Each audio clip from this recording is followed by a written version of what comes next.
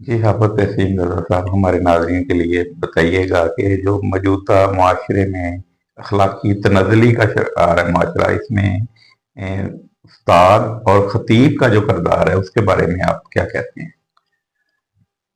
बिस्मिल्लाहिर्रहमानिर्रहीम। ये हमारा जो ख़तीब हज़रात हैं या जो इमाम हज़रात हैं, ज़ाहिर है कि लोग उन पर एतमाद करते हैं और उनको अपना रहबर रहनुमा समझते हैं।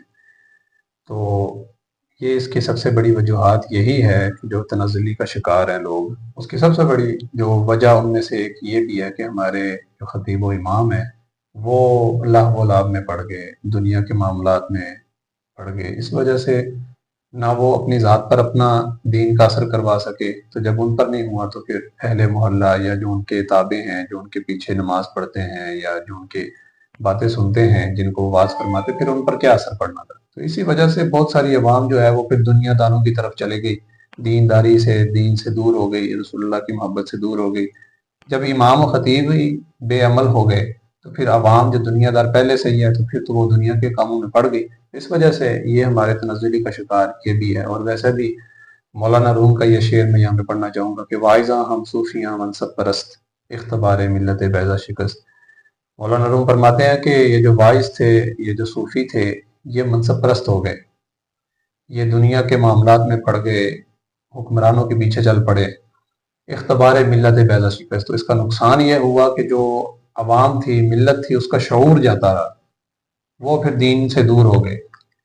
अच्छा, इसमें एक और फैक्टर की तरफ भी आपसे राय चाहूँगा कि हमारे माशरे में मेजॉरिटी ऐसे मदरसे, ऐसे मसाजिद मौजूद हैं जहाँ पे उनके ख़तीब या इमाम को ज़रूरियात ज़िंदगी की तकमील के लिए मुनासिब उजरत नहीं दी जाती या मुनासिब माशरा नहीं दिया जाता, तो इस बारे में आप क्या कहेंगे?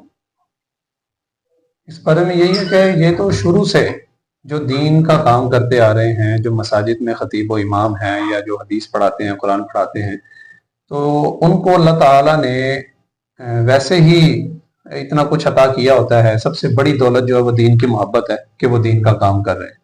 तो ये शुरू दिन से ही ये जो इमाम और ख़तीब हैं उनकी उजरत थोड़ी ही होती है, लेकिन अल्लाह ताला उसी में बरकत दे देता है। ये हमारे अक्सर डंडोरा पीटते हैं जी इमाम हुआ, उनको क्या करें कि लाखों करोड़ों पे रख लें तो फिर तो दुनिया हासिल करने का मामला हो गया ना। तो ये हम बड़ा करते हैं, होना चाहिए कि खतीब इमाम को वैसे ही अल्लाह ताला बहुत देते हैं। ये तो नाशुक्री वाली बात होगी।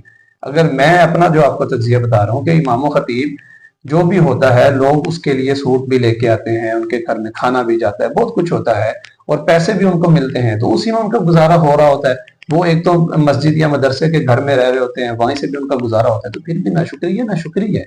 उनको अल्लाह का शुक्र है कि वो उसी पर शुक्र अदा करें। ये शुरू दिन से जो हमारे आइमा चलते आए हैं, सहाबा चलते आए, मुझे बताए ना उन्होंने कितने को करोड़ों की डिमांड रखी, उन्होंने कभी नहीं रखी। तो इस वजह से ये हमारे इमाम खतीब को चाहिए कि जो उनको मिल रहा है उसी पर अल्लाह का शुक्र अदा करें। और सबसे बड़ी दौलत जो उनके पास दीन की मोहब्बत, दीन की दौलत है, इससे बड़ी कोई दौलत हो नहीं सकती। जी शुक्रिया।